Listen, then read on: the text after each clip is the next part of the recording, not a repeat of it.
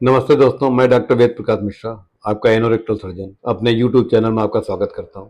आज मैं प्रेगनेंसी में जो गुदा मार्ग में जो बीमारियां होती हैं उसके बारे में आपसे चर्चा करता हूं। ज़्यादातर क्या होता है कि और लेडीज में जब प्रेगनेंसी होती है तो उस समय स्टूल हार्ड हो जाता है, कॉन्स्टिपेशन शुरू हो जाता है।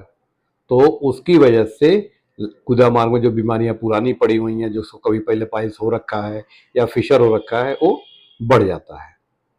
तो ज़्यादातर तो फिशर होता है कि जो फर्स्ट या सेकंड ट्राइमेस्टर में धीरे धीरे बढ़ता चला जाता है। जैसे जैसे प्रेगनेंसी बढ़ती है वैसे वैसे कॉन्स्टिपेशन बढ़ता है और वो बीमारी बढ़ती चली जाती है।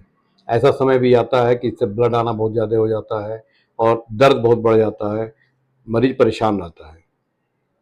तो हमेशा अवॉइड करते हैं कि जितनी हो सके कॉन्स्टिपेशन ना हो। इसके लिए जो इलाज होता है, शुरुआती के दौर में तो बहुत दवाएं चूंकि प्रेगनेंसी में नहीं चला सकते हैं, तो उसमें हम लोग क्या करते हैं कि लोकल जो एप्लीकेशन वाली दवाएं हैं उसको यूज़ करने को बताते हैं। कुछ ऐसी चीज़ें बताते हैं कि जिससे लैटिन कड़ी ना हो। और ज़्यादातर जो मॉडर्न में चलाई जाती है लैक्टुलोज रेगुलर उसको दिया जाता है। हम लोग क्या कहते हैं, जाते हैं तेल की एनिमा दिलाते हैं। कुछ दवाएं होती हैं जो घृत होते हैं, जो उसको लगा के देते हैं और किसी तरह से उसको कोशिश ये की जाती है कि उसकी प्रेगनेंसी जब पूरी हो जाए, बेबी डिलीवर हो जाए, तब इसके बारे में उसको सोचा जाए कि इसको क्या किया जाए। तब तक के लिए केवल एक कंजर्वेटिव ट्रीटमेंट देते हैं। लेकिन अगर कहीं बहुत ज़रूरी होता है तो सेकेंड टाइमेस्टर के बाद कभी कभी ऑपरेशन की भी जरूरत पड़ जाती है। यदि ब्लीडिंग बहुत ज़्यादा हो रही होती है या पेन बहुत अधिक होता है, दवाओं से मरीज जो है आराम नहीं मिलता है, तो उसमें ऑपरेशन की भी जरूरत होती है। तो गायनेकोलॉजिस्ट के सुपरविजन में हम लोग उसको ऑपरेट भी करते हैं।